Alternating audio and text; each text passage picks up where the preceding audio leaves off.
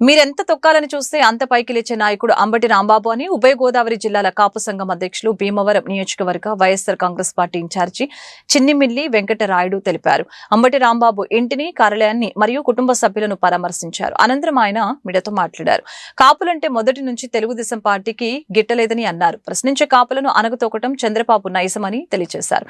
ఇటీవల కాపు యువకులను Telugu Desam party incharge కారులతో తొక్కించి హత్య ప్రయత్నం చేశారని గుర్తు చేశారు.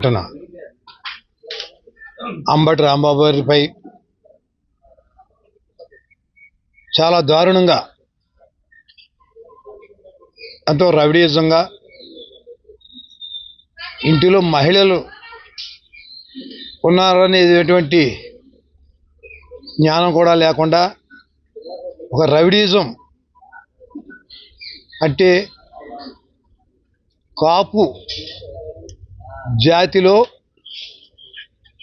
ఎవరైతే ఒక మాటగారితనంగా ఉండి ప్రభుత్వాన్ని ప్రశ్నిస్తే అలా ప్రశ్నించేటువంటి వాళ్ళని అనగదొక్కే నైజం మొదటి నుంచి కూడా చంద్రబాబు నాయుడు గారికి ఉంది. ఉదాహరణగా చెప్పుకోవాలంటే వంగవీడి మోహన రంగ నిరాహార దీక్ష చేస్తూ ఉండగా కిరాతకంగా నరికి చంపినటువంటి విషయం ఈరోజు కూడా యావత్ కాపు జాతి మనసులో ఉంది. ఆ సందర్భంగా ఒకసారి తెలుగుదేశం ప్రభుత్వం రంగా గారి మరణాంతరం మూల్యం చెల్లించుకోవడం జరిగింది. అలాగే తదుపరి ముద్రగడ్డ పద్మనాభం గారి విషయంకి వచ్చినప్పుడు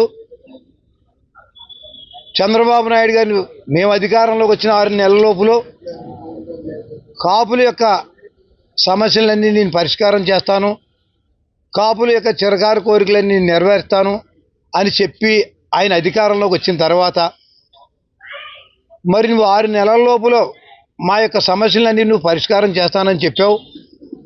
ఇప్పుడు సంవత్సరన్నర అయినా సరే నువ్వు పట్టించుకోవటం లేదని ఆ రోజున ముద్రగడ్డ పద్మనాభం గారు ప్రశ్నించినందుకు గాను ఆయన అనేక రకాలుగా ఇబ్బందులు పెట్టి తుని సంఘటనలో రైలు తగలబెట్టించి ఆ నేరం పద్మనాభం గారి మీద మోపాలని